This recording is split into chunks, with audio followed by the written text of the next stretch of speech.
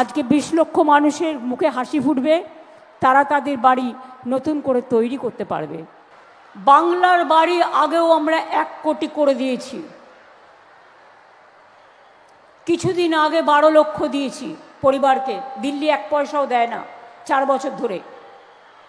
আজকেও 20 লক্ষ মানুষের কাছে ব্যাংকে টাকা পৌঁছে যাবে, তার মানে সংখ্যাটা 32 লক্ষ হয়ে গেল এই 2 মাসের মধ্যে। যারা বাড়ির টাকা ব্যাংকে পেয়ে যাবেন ব্যাংকের থ্রুতে, সঙ্গে সঙ্গে বাড়িতে ইট পুঁততে শুরু করবেন। 32 লক্ষ করে দিলাম আরও এবছরে, বাদ বাকি যেটুকু বাকি থাকবে আগামী দিন ফেস ওয়াইজে সেটুকুও করে দেব, এটা মাথায় রাখবেন। আমি চাই না কেউ থাকুন কষ্ট করে। দুর্যোগেও যাদের বাড়ি ভেঙেছে তাদেরও করে দিয়েছি।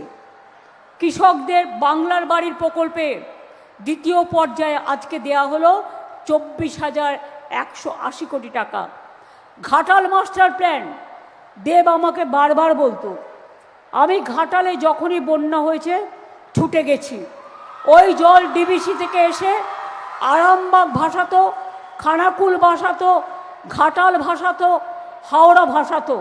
আমি দিনের পর দিন গেছি, 10 বছর ধরে কেন্দ্রীয় সরকারকে চিঠি লিখেছি, কোনো উত্তর দেয়নি।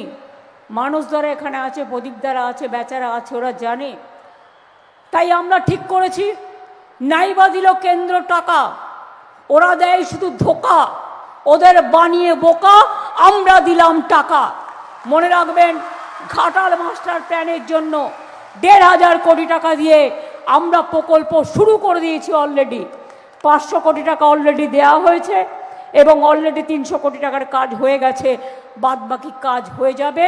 তাতে কেশপুর বলুন, ডেবরা বলুন, ঘাটাল বলুন, দাসপুর বলুন, পূর্ব মেদিনীপুরের 4টে জায়গা, হাওড়া হুগলির জন্য নিম্ন দামোদর অববাহিকা এলাকার প্রজেক্ট হচ্ছে, তাতে হাওড়া হুগলি বীরভূম বর্ধমানের মানুষ উপকৃত হবেন।